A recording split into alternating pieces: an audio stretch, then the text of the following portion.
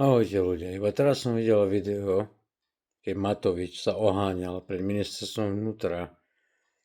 Dosť bolo Fica. Koho to zaujíma? Nikoho.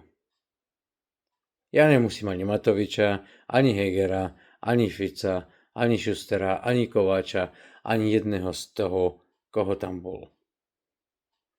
30 rokov sa na Slovensku nič nezmenilo. 30 rokov sa na Slovensku menia tí istí ľudia, iba si prehadzujú kabáty. A je to jedno, či to je Matovič, či to je Heger, Pellegrini, Fico, alebo hocikto. Môžete ma zobrať dobre alebo zle, ale keď si mám tak vybrať, tak si vyberiem Fica. Prezlečené zlo v povedení Matoviča, alebo Fico, ktorý sa snaží za pokrývkou a ja neviem čoho spraviť niečo pre Slovenska v pohode. Keď som videl to video, ako tam Matovič štekal ako besná čuba. Hej? Ako besná čuba. Aké on má práva, vymoženosti. A jedno s druhým. Právo slobody slova. Právo slobody grafiky. Právo slobody vyjadrenia.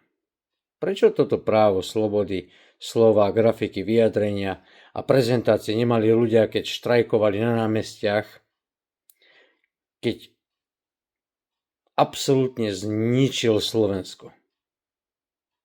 Doslova zhuncloval a zadlžil Slovensko.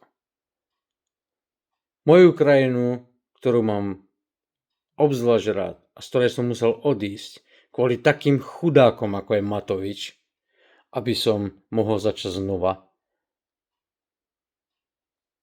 Kde bolo to právo, tie zákony? Právo slova a všetko toto, čo on tam trepal priamo pred ministerstvom vnútra. Kde to bolo?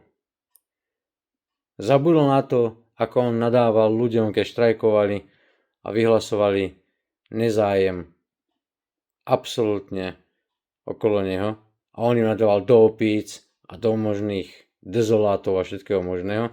A teraz, keď on štrajkuje alebo niečo tam vyhadzuje na ministerstvo vnútra budovu, dosť bolo Fica, dosť bolo toho.